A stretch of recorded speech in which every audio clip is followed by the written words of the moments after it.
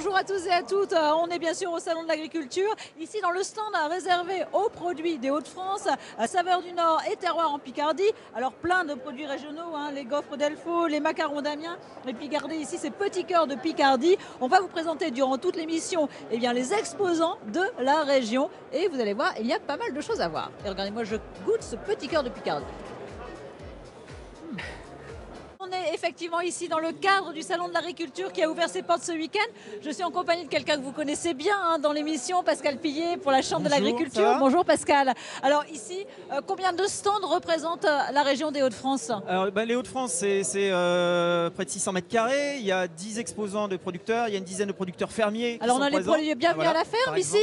L'idée c'est de mettre en avant les produits locaux. Les produits locaux, c'est la grande thématique bien sûr de cette année, mettre en avant le consommé local. Bonjour. Et, par exemple, un exemple avec un héliciculteur. Voilà. Alors un petit mot sur les produits que vous nous présentez. Alors bonjour, moi je fais partie des 9 agriculteurs Nord-Pas-de-Calais et Hauts-de-France. Moi je présente des escargots. Vous avez aussi les fameuses tartes au libouli, les tartes au papin, le fromage, le cidre, tout ce qui est à base de canard. Et le but du jeu, c'est de faire découvrir aux gens nos produits en leur servant une assiette la plus complète possible. Voilà, et on peut même goûter la tarte au libouli, elle est là, j'en prends un petit bout en passant. Voilà, je me sers. Alors, Pascal, elle est très bonne. Pascal, un centre qui attire beaucoup de monde, c'est le centre de la pêche. La pêche, la mer, la filière pêche. Donc les professionnels de la pêche, comme les agriculteurs, sont présents toute la semaine. Et là, par exemple... Là, il y a une animation, en fait, un jeu. Voilà, un jeu sur les poissons pêchés à Boulogne-sur-Mer. Et puis c'est l'occasion de rappeler aussi que Boulogne-sur-Mer c'est le premier port de pêche français. Et ça, les visiteurs du salon n'en ont pas toujours conscience. Alors c'est Fabien qui anime, qui organise un jeu. On peut l'interpeller, vous pensez Fabien? Je pense, Fabien va essayer. Voilà. Alors Fabien, on vous interrompt un petit peu dans votre animation. Expliquez-nous un petit peu qu'est-ce que vous faites. Là c'est un jeu ou qu'est-ce qui se passe? Alors c'est un jeu. On a la chance d'avoir ici un étal de poissonniers assez exceptionnel. On a la chance d'avoir le premier port de pêche de France avec Boulogne-sur-Mer. Et on fait un jeu. Tous les jours, on met des espèces en valeur. Et ici, on a de la pêche du jour. C'est assez exceptionnel. Exceptionnel, oui. On a des poissons qu'on voit quasiment jamais, comme la baudroie qui est ici, dont est issu le gros poisson qui est ici, qui représente en fait de la lotte. On connaît tous la lotte avec bon, la queue de mais alors, lotte. par contre, le poisson, c'est pas terrible. Le poisson, c'est pour ça qu'on ne le voit pas forcément. Alors, pour des raisons économiques, on ne le présente pas toujours parce que c'est plus facile de transporter, ça pèse moins lourd de découper la tête. On va d'abord manger la queue. Alors l'idée c'est de faire reconnaître les poissons aux spectateurs, aux personnes qui viennent visiter. Exactement. On fait un petit jeu, on fait un retourne test. les étiquettes, on va faire un petit test. Alors on va repartir, on va faire les petits tests. Alors, il y a quelques étiquettes qu'on n'a pas retournées, je crois. On a démarré tout à l'heure. Alors on a quasiment, je pense qu'on avait tout retourné déjà. Alors, on a parlé de la roussette tout à l'heure, on a retourné beaucoup d'étiquettes depuis tout à l'heure. On va ramener un poisson, on était parti avec ce poisson. On va partir avec la baudroie. Alors, il y a la partie souvent qui est gardée par les pêcheurs. C'est la partie préférée du pêcheur. Quelle est la partie de la baudroie qu'on connaît plus avec la queue de lotte, qui garde souvent les pêcheurs pour eux, qui est comestible? Le foie, non, pas le foie. Les œufs, non, pas les œufs. Les joues, oui madame, on a parlé tout à l'heure des joues de queue de lotte. Moi je me permets, vas-y.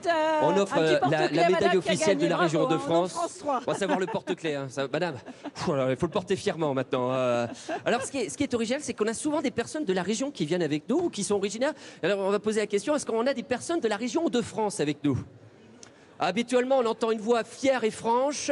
Montrez-moi un petit peu, est-ce qu'on a des personnes de la région de France? Et est-ce que vous connaissez 9h50 le matin? Est-ce que vous connaissez l'émission 9h50 le matin? Alors ils connaissent l'émission 9h50 du matin. Tu peux offrir des cadeaux, il n'y a pas de problème. Tu fais comme chez toi. Je te laisse le micro si tu veux, Christiane. Alors on est parti. En duo, on le fera en duo. Alors avec grand plaisir. On te laisse terminer l'animation parce qu'on va aller juste derrière nous pour trouver les autres produits régionaux. Avec grand plaisir, merci bien. Bonne visite Perbido. On va continuer. C'est un peu ça l'ambiance.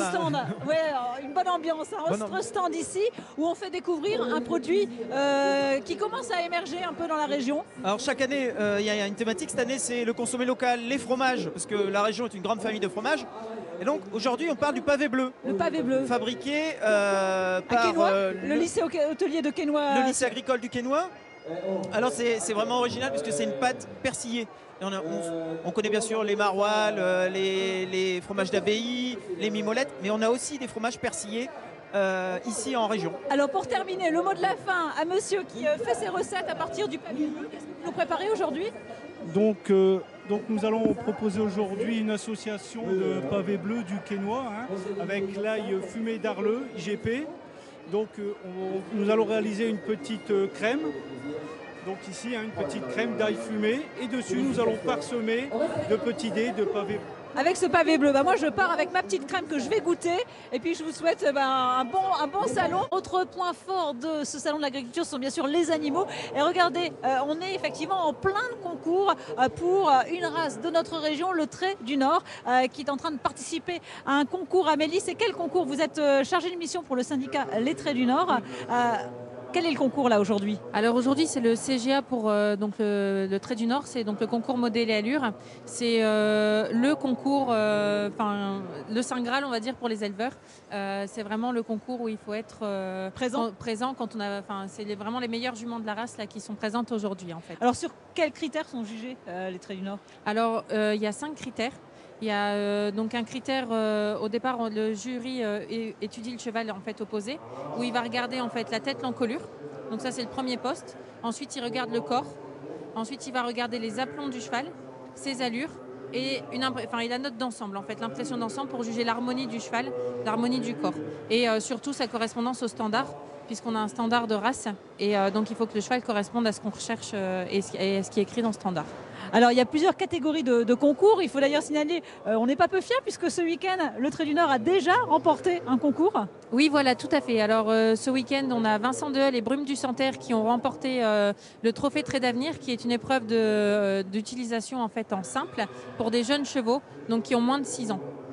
Voilà, c'est une belle vitrine pour la région, pour notre race. C'est une magnifique vitrine pour notre race, on est très très fiers et on espère réitérer ce classement le week-end prochain avec l'épreuve en paire. Oui, le week-end prochain, ce sera la fin du salon et ce sera quel concours? Et là, c'est le trophée trait sportif où on verra donc évoluer les 9 races de chevaux de trait en paire, donc avec 2 chevaux, sur une épreuve de traction et sur des épreuves de maniabilité à l'attelage. Il y a combien de chevaux qui sont présentés pour chaque concours? Alors, pour chaque concours, donc là, pour le concours modèle et allure, on a 6 juments qui sont présentés. Et ensuite, donc, pour le concours en simple, donc, on avait une jument qui va être présentée aussi pour le modèle et allure. Et ensuite, donc, on a 2 chevaux en plus donc, pour le concours de ce week-end. Le fait de remporter ce concours, qu'est-ce que ça apporte justement à l'éleveur? Qu'est-ce que ça peut lui... Alors, ça lui apporte une promotion pour son élevage parce que c'est quand même une fierté de pouvoir venir à Paris. Comme je vous le disais tout à l'heure, ces juments en fait, ont été sélectionnés sur les concours tout au long de l'année.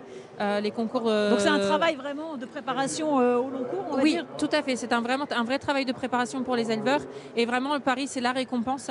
Et ça permet effectivement une meilleure valorisation des chevaux parce que voilà, c'est vraiment la vitrine pour la race. Chaque épreuve dure combien de temps à peu près? Alors là, aujourd'hui, chaque cheval est observé entre 5 et 10 minutes par le jury en statique et en mouvement. D'accord. Voilà. Donc le prochain concours, ça sera en fin de semaine. Voilà, tout On à a fait. déjà un premier prix. Voilà, déjà une On victoire. croise les doigts. Exactement. On leur souhaite beaucoup de réussite en tout Voilà, cas. pour récompenser le travail de tous ces éleveurs. Voilà. Virginie, moi je voulais, pendant que le concours se termine, terminer sur une petite touche élégante avec Charlotte, puisque regardez, Charlotte est habillée dans une tenue qui a été créée par une créatrice de la région qu'on connaît bien, Clivia Nobili, qui revisite le vêtement de travail. Et voilà, elle habille les hôtesses du stand des Hauts-de-France. On n'est pas peu fiers d'ailleurs de faire un petit clin d'œil à Clivia pour terminer cette visite du Salon de l'Agriculture. N'hésitez pas à venir pendant toute la semaine et c'est jusqu'au dimanche, jusqu'au week-end prochain.